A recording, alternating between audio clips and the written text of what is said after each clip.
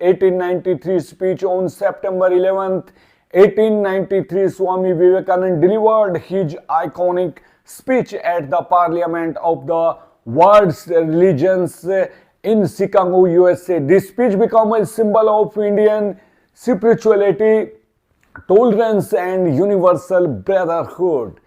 Historic opening, Swami Vivekananda began his speech with the famous words, "Sisters and Brothers of America." These words instantly won the hearts of thousands present at the event, leading to a long standing ovation and thunderous applause. Sisters and brothers of America, I thank you in the name of the most ancient order of monks in the world. I thank you in the name of the mother of religions. And I thank you in the name of the millions and millions of Hindu people of all classes and sects. My thanks also to some of the speakers on this platform who, referring to the delegates from the Orient, have told you that these men from far-off nations may well claim the honor of bearing to different lands the idea of toleration. I am proud to belong to a religion which has taught the world both tolerance and universal acceptance. We believe not only in universal toleration, but we accept all religions as true. I am proud to belong to a nation which has sheltered the persecuted and the refugees of all religions and all nations of the earth. I am proud to tell you that we have gathered in our bosom the purest remnant of the Israelites who came to southern India and took refuge with us in the very year in which their holy temple was shattered to pieces by Roman tyranny. I am proud to belong to the religion which has sheltered and is still fostering the remnant of the grand Zoroastrian nation. From the high spiritual flights of the Vedanta philosophy, of which the latest discoveries of science seem like echoes, to the low ideas of idolatry with its multifarious mythology, the agnosticism of the Buddhists and the atheism of the Jains, each and all have a place in the Hindu's religion. Where then, the question arises, where is the common center to which all these widely diverging radii converge? Where is the common basis upon which all these seemingly hopeless contradictions rest? And this is the question I shall attempt to answer. The Hindus have received their religion through revelation, the Vedas. They hold that the Vedas are without beginning and without end. It may sound ludicrous to this audience how a book can be without beginning or end. But by the Vedas, no books are meant. They mean the accumulated treasury of spiritual laws discovered by different persons in different times. Just as the law of gravitation existed before its discovery and would exist if all humanity forgot it, so is it with the laws that govern the spiritual world. The moral, ethical, and spiritual relations between soul and between individual spirits and the Father of all spirits were there before their discovery and would remain even if we forgot them. The discoverers of these laws are called rishis, and we honor them as perfected beings. I'm glad to tell this audience that some of the very greatest of them were women. Here it may be said that these laws, as laws, may be without end, but they must have had a beginning. The Vedas teach us that creation is without beginning or end. Science is said to have proved that the sum total of cosmic energy is always the same. Then, if there was a time when nothing existed, where was all this manifested energy? Some say it was in a potential form in God. In that case, God is sometimes potential and sometimes kinetic, which would make him mutable. Everything mutable is a compound, and everything compound must undergo that change which is called destruction. So, God would die, which is absurd. Therefore, there never was a time when there was no creation. If I may be allowed to use a simile, creation and creator are two lines without beginning and without end, running parallel to each other. God is the ever-active providence by whose power systems after systems are being evolved out of chaos, made to run for a time and again destroyed. This is what the Brahmin boy repeats every day. The sun and the moon the Lord created like the suns and moons of previous cycles. And this agrees with modern science. Here I stand, and if I shut my eyes and try to conceive my existence, what is the idea before me?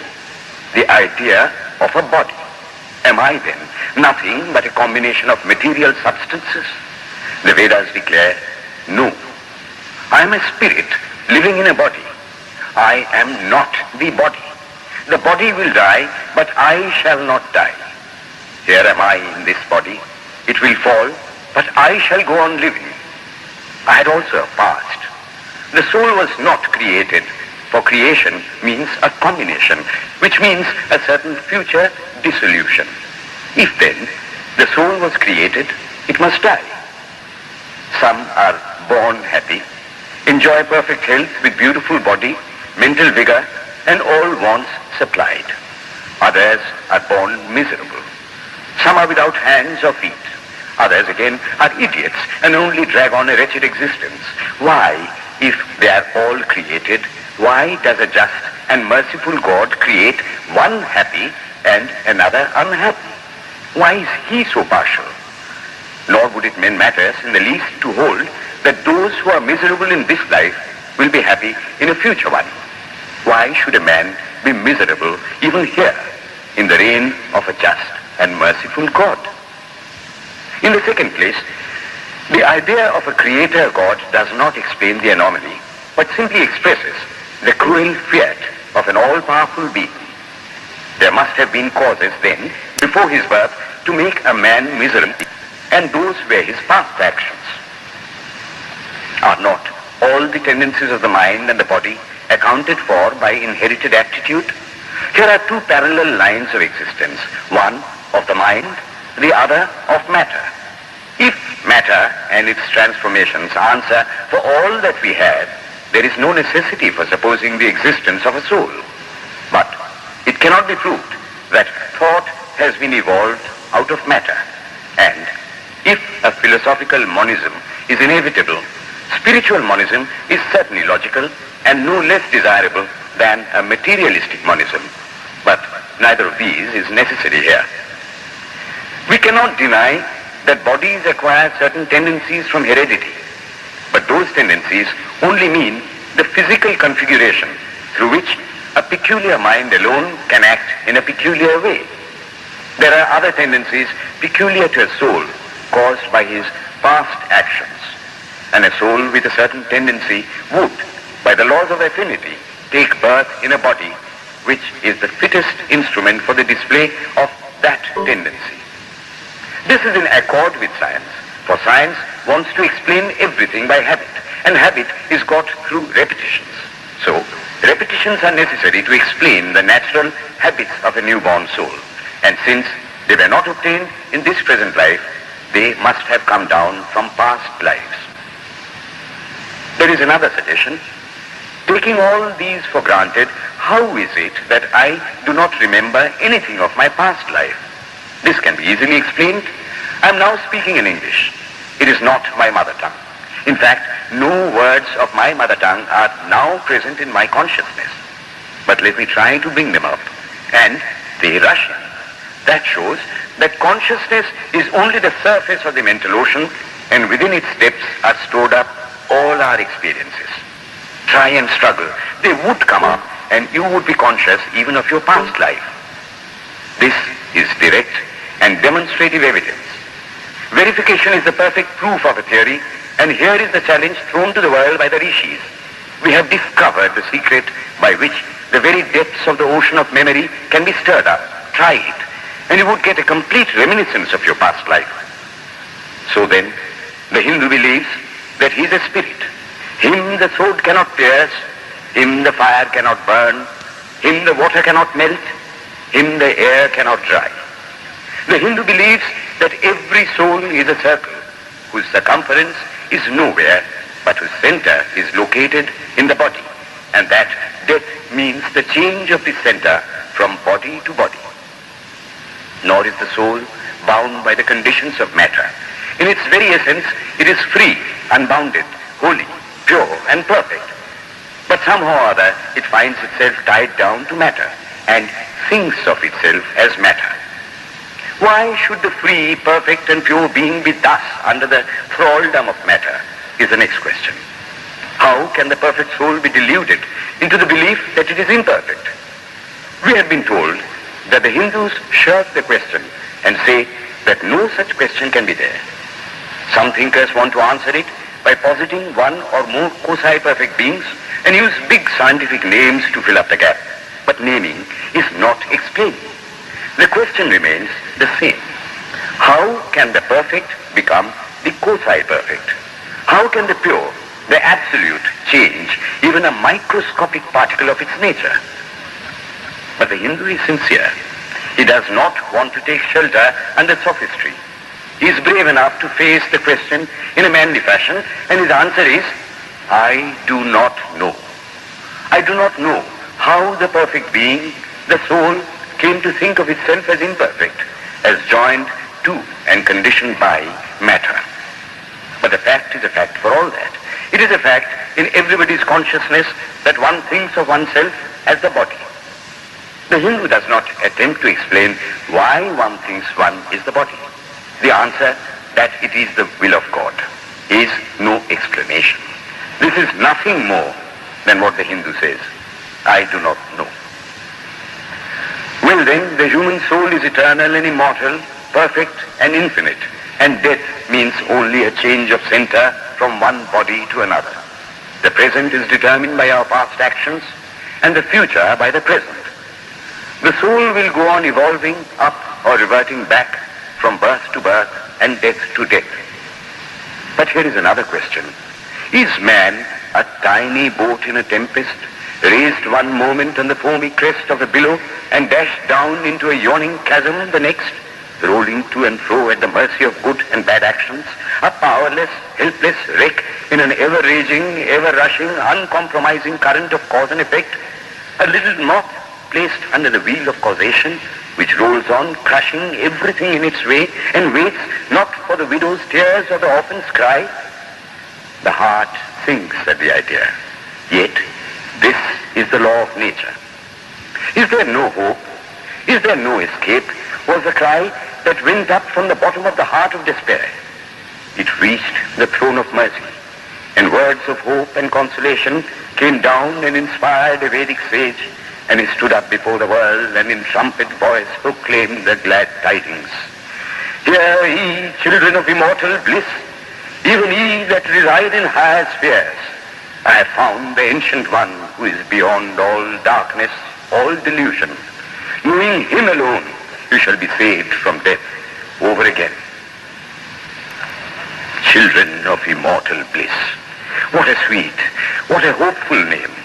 Allow me to call you, brethren, by that sweet name, heirs of immortal bliss.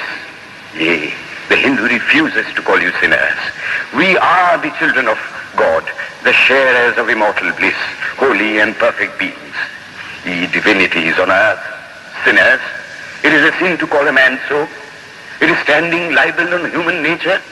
Come up, O lions, and shake off the delusion that you are sheep. You are souls immortal, spirits free, blessed and eternal. Ye are not matter, ye are not bodies. Matter is your servant, not you the servant of matter.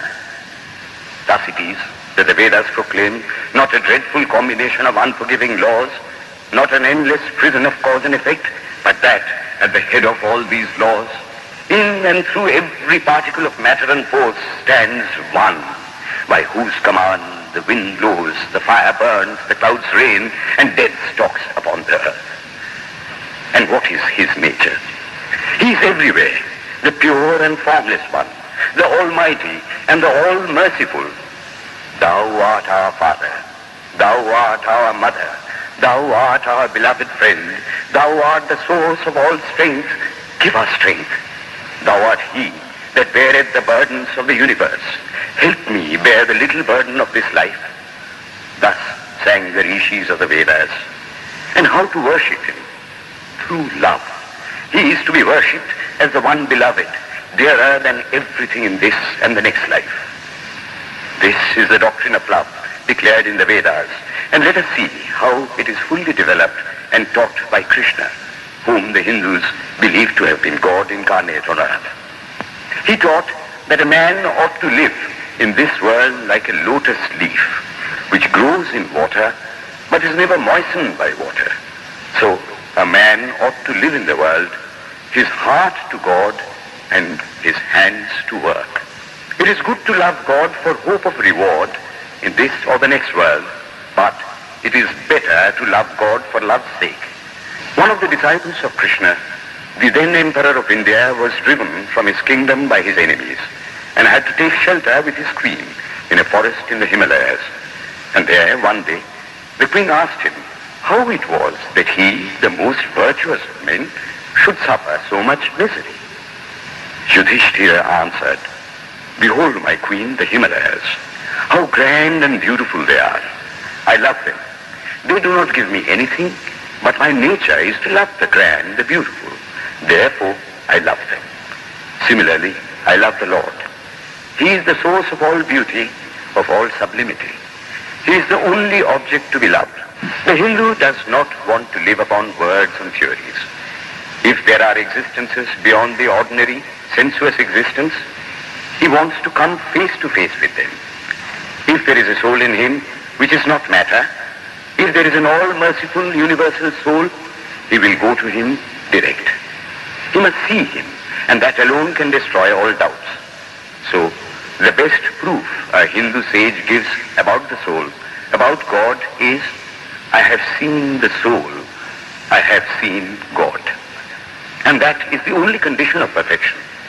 The Hindu religion does not consist in struggles and attempts to believe a certain doctrine or dogma, but in realizing, not in believing, but in being and becoming. Thus, the whole object of their system is by constant struggle to become perfect, to become divine, to reach God and see God. And this reaching God, seeing God, becoming perfect, even as the Father in heaven is perfect, constitutes the religion of the Hindus. And what becomes of a man when he attains perfection?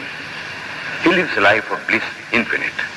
He enjoys infinite and perfect bliss, having obtained the only thing in which man ought to have pleasure, namely God, and enjoys the bliss with God.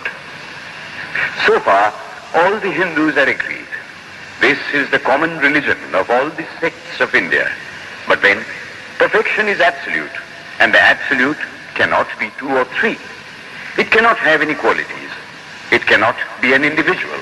And so, when a soul becomes perfect and absolute, it must become one with Brahma, and it would only realize the Lord as the perfection, the reality of its own nature and existence, the existence absolute, knowledge absolute, and bliss absolute. We have often and often read this called the losing of individuality and becoming a stock or a stone. He jests at scars that never felt a wound. I tell you, it is nothing of the kind. If it is happiness to enjoy the consciousness of this small body, it must be greater happiness to enjoy the consciousness of two bodies, the measure of happiness increasing with the consciousness of an increasing number of bodies, the aim, the ultimate of happiness being reached when it would become a universal consciousness.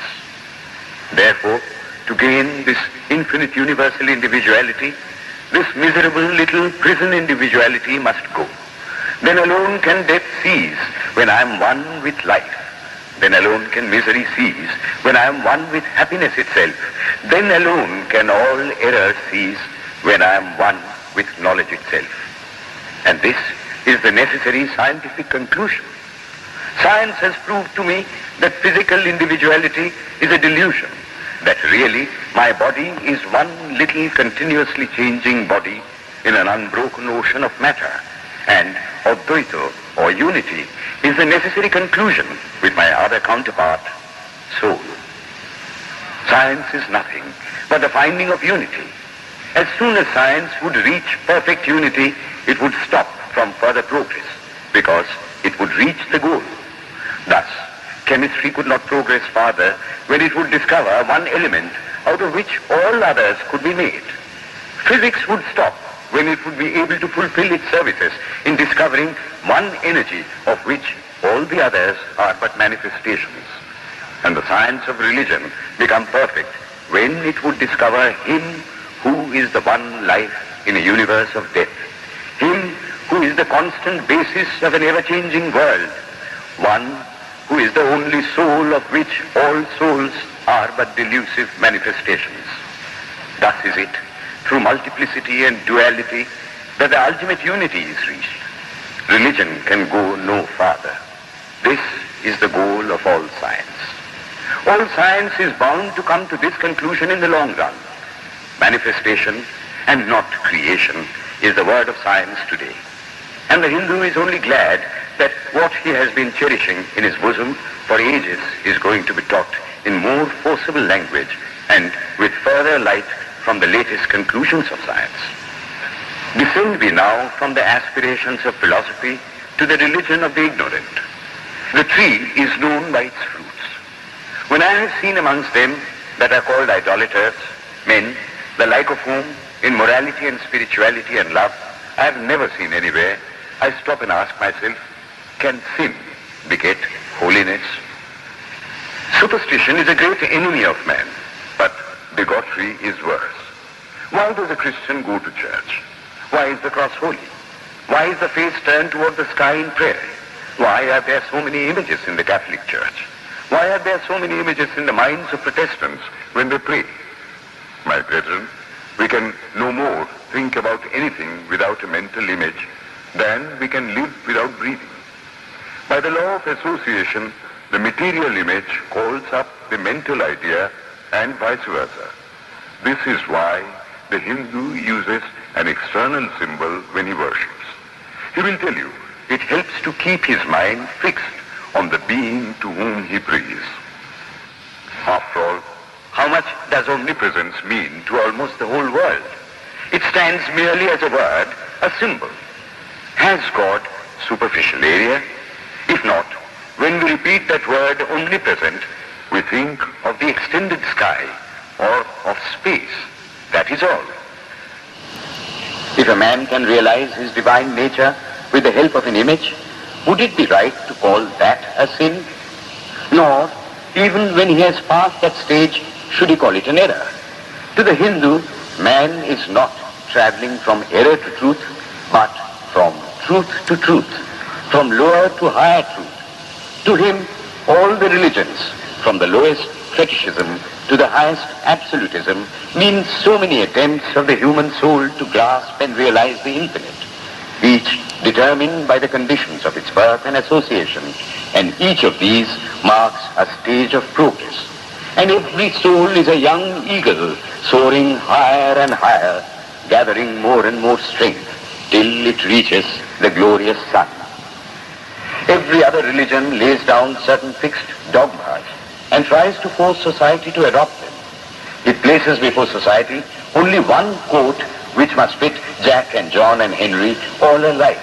If it does not fit John or Henry, he must go without a coat to cover his body.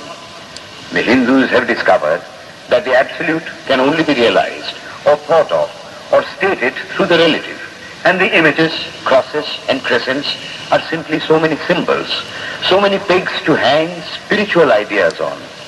It is not that this help is necessary for everyone, but those that do not need it have no right to say that it is wrong, nor is it compulsory in Hinduism. One thing I must tell you, idolatry in India does not mean anything horrible.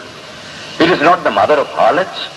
On the other hand, it is the attempt of undeveloped minds to grasp high spiritual truths. The Hindus have their faults, they sometimes have their exceptions, but mark this, they are always for punishing their own bodies and never for cutting the throats of their neighbors. If the Hindu fanatic burns himself on the fire, he never lights the fire of inquisition. And even this cannot be laid at the door of his religion any more than the burning of witches can be laid at the door of Christianity. To the Hindu then, the whole world of religions is only a traveling, a coming up of different men and women through various conditions and circumstances to the same goal. Every religion is only evolving a God out of the material man, and the same God is the inspirer of all of them. Why then are there so many contradictions? They are only apparent, says the Hindu. The contradictions come from the same truth, adapting itself to the varying circumstances of different natures. It is the same light coming through glasses of different colors, and these little variations are necessary for purposes of adaptation. But in the heart of everything, the same truth reigns. The Lord has declared to the Hindu in his incarnation as Krishna, I am in every religion as a thread through a string of pearls. Wherever thou seest extraordinary holiness and extraordinary power raising and purifying humanity, know thou that I am there. And what has been the result? I challenge the world to find throughout the whole system of Sanskrit philosophy any such expression as that the Hindu alone will be saved and not others. Says Vyasa, we find perfect men even beyond the pale of our caste and creed. One thing more, how then can the Hindu, whose whole fabric of thought centers in God, believe in Buddhism, which is agnostic, or in Jainism, which is atheistic? The Buddhists or the Jains do not depend upon God, but the whole force of their religion is directed to the great central truth in every religion, to evolve a God out of man. They have not seen the Father, but they have seen the Son. And he that hath seen the Son hath seen the Father also. This, brethren, is a short sketch of the religious ideas of the Hindus.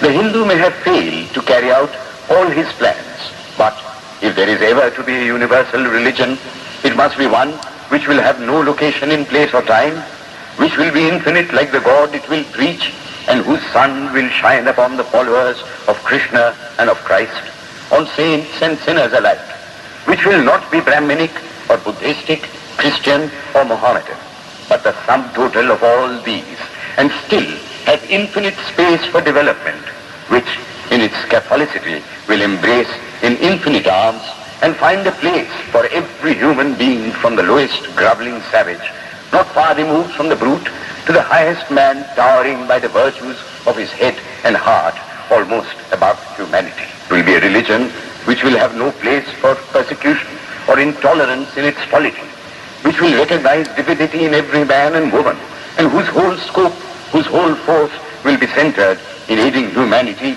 to realize its own true divine nature. May he, who is the Brahma of the Hindus, the Ahura Mazda of the Zoroastrians, the Buddha of the Buddhists, the Jehovah of the Jews, the Father in heaven of the Christians, give strength to you to carry out your noble idea. The star arose in the east. It traveled steadily towards the west, sometimes dimmed and sometimes effulgent, till it made a circuit of the world, and now it is again rising on the very horizon of the east, the borders of the sun pole, 1,000-fold more effulgent than it ever was before.